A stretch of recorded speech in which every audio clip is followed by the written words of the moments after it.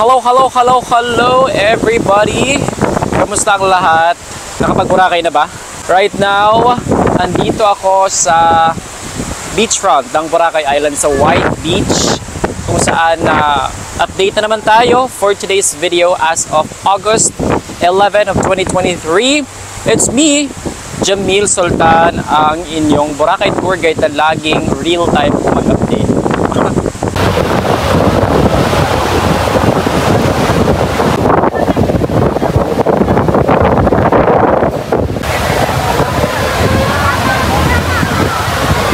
Kasalukuyan ay nandito ako sa Station Los sa Boracay Island, kung saan well, ipapakita ko lang sa inyo, i-share ko sa inyo yung current situation dito because of the habagat season dito sa Boracay Island. Kung nasasaksihan niyo as of this moment sa ating video na mahangin dito ngayon, malakas yung alon, it's because it's still habagat season pa rin dito sa Boracay Island as of this moment. I think maglalast itong habagat up until mga last week ng September or first week ng October. Depende sa weather natin. So right now, kung makikita natin mga ka-islanders, yung ating White Beach ay maraming mga seagrasses. And I just want to let everyone know that these seagrasses ay bugso lamang po ito ng habagat season. Kasi syempre, yung mga seagrasses naaanod siya dito kasi inaanod ng alon yung mga lahat ng seagrasses na nandoon sa kaibuturan ng dagat, and some are other places na rin. So dito sila nagla-landing sa Boracay. Marami pa rin nakaka-appreciate, marami pa rin naliligo, marami pa rin naka-activities, marami pa rin nagpipicture, marami pa rin all kinds of activities na ginagawa ng ating mga ka-islanders for them to enjoy the beach of Boracay Island. So as a local here, I'm so happy and thankful sa inyong mga ka-islanders that still you guys are still appreciating the beauty of Boracay. You guys are still giving Boracay a wonderful experience. Tama ba?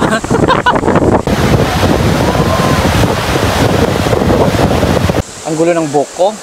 But anyway mga ka-islanders, bibigyan ko kayo ng tips kung bakit, isa sa mga reason kung bakit kailangan nyo pumunta ng Boracay Island kahit na ganito yung weather or habagat season or off-season dito sa Boracay Island from June up until mga mid-September or first week of October. Okay? First is ganitong weather. Mainit, mahangin, malakas yung alon. So hindi mo mafe-feel na ay ang init-init. Lalong-lalo na sa ating mga ka-islanders na turista na medyo sensitive yung skin sa araw. Like, when you go around Boracay Island, like when you walk at the beachfront, you would not feel na, oh, it's so hot.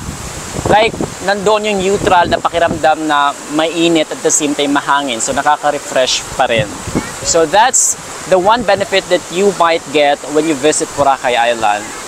Two is, you guys will be able to, apart from enjoying the beautiful ambience, fresh air of Boracay Island, syempre marami kayong mga makikilala, especially sa mga nagso-soul searching, diba? Especially sa mga stress sa buhay, gusto mag-release ng stress. Distress bang tawag doon? Yeah.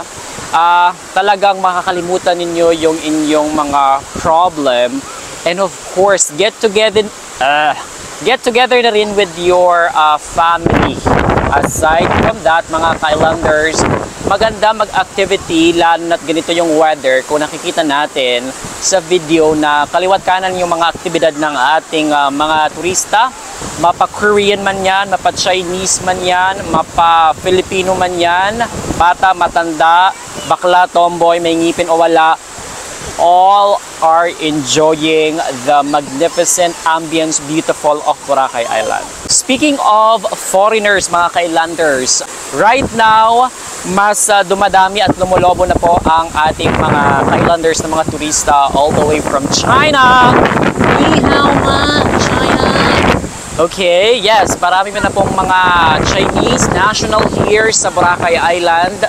Sa ating video na nakikita ngayon, there's a lot of, Chinese who is currently enjoying the beautiful Boracay Island.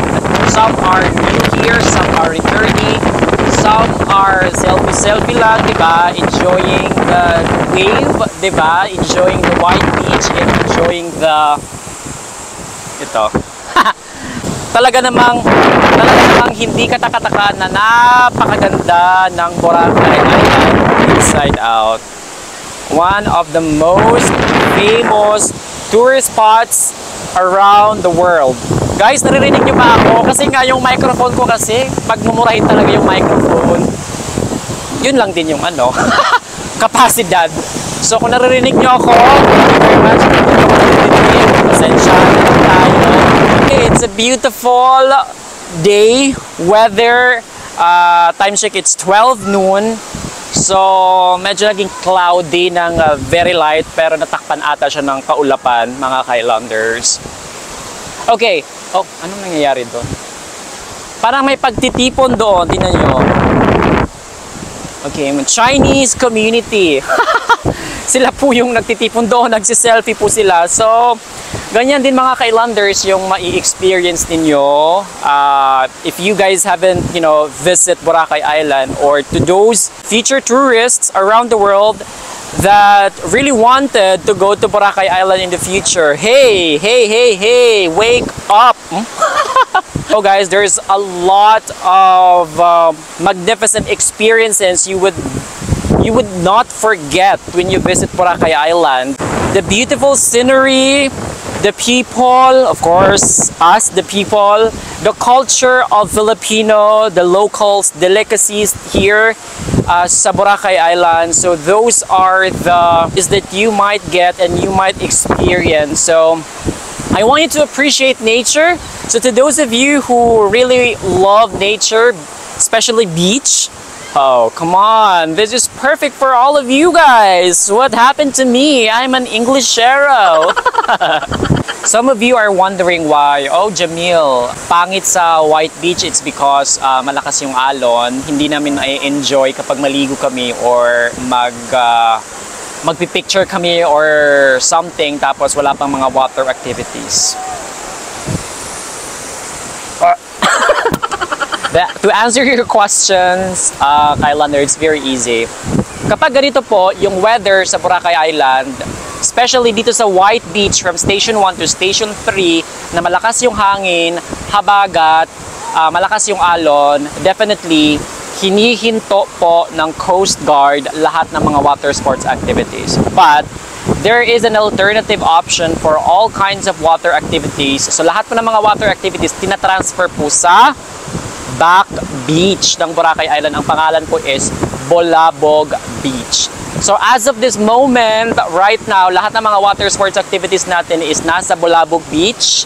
Kasi right now, kasi pag habagat season dito sa Boracay Island from June up until mga September, change of season po yon.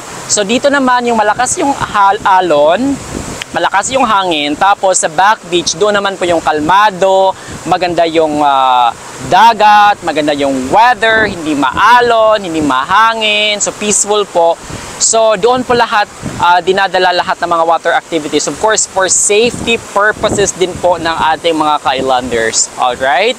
So sa lahat ng nagtataka kung bakit walang mga water activities dito, ang meron po dito is kayak, surfing, and then kite surfing pag mga ganitong eksena, mga ganitong malalakas yung hangin. Pero yung kite surfing kasi dito sa Boracay Island, hindi siya mabenta sa mga Pinoy. Why? It's because honestly, I tried that. Nag-kite surfing ako. It's really, really, really hard. That's why I do not market it.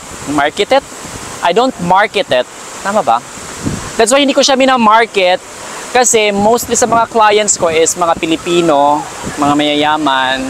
Some are mga foreigners na ang gusto lang nila is mag-beach lang, mga light lang na mga activities yung gusto nilang gawin. But for the kite surfing guys, pang-afam talaga yan. As in yung para mga afam na super adventurous. Yung gusto nila yung kakapasa sila. So yun yung mga gusto nila. So that's why if you could take a look dito sa Boracay Island, sa lahat ng mga nakapunta na ng Boracay Island, that mostly sa mga nagka-kite surfing ay mga foreigners. Pero may mga mangilan-ilan din tayo nakikita ng mga Pinoy. Those are the instructors na mga Pinoy naman as well. Sa aking paglalakad-lakad dito sa kahabaan ng White Beach sa Boracay Island, yung mga restaurants natin, mga bars natin, everything is okay. Still open naman pa rin sila despite of this habagat season. But what I like about this is that meron silang tinatawag na windbreaker. That one. See that? That's the windbreaker. Kung saan, even if mahangin, malakas yung alon, yung mga alikabok, hindi siya napupunta sa mga restaurants.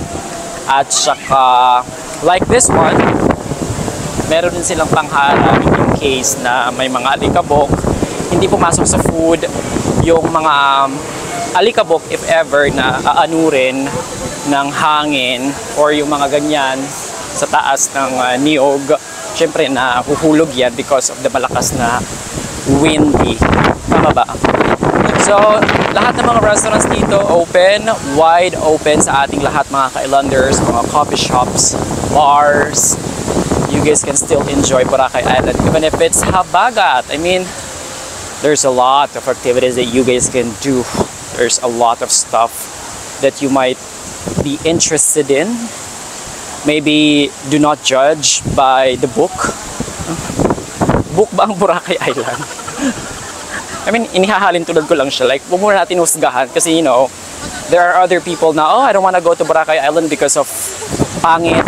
Ang weather na yung hindi natin mai-enjoy. Sasayang yung ating pera.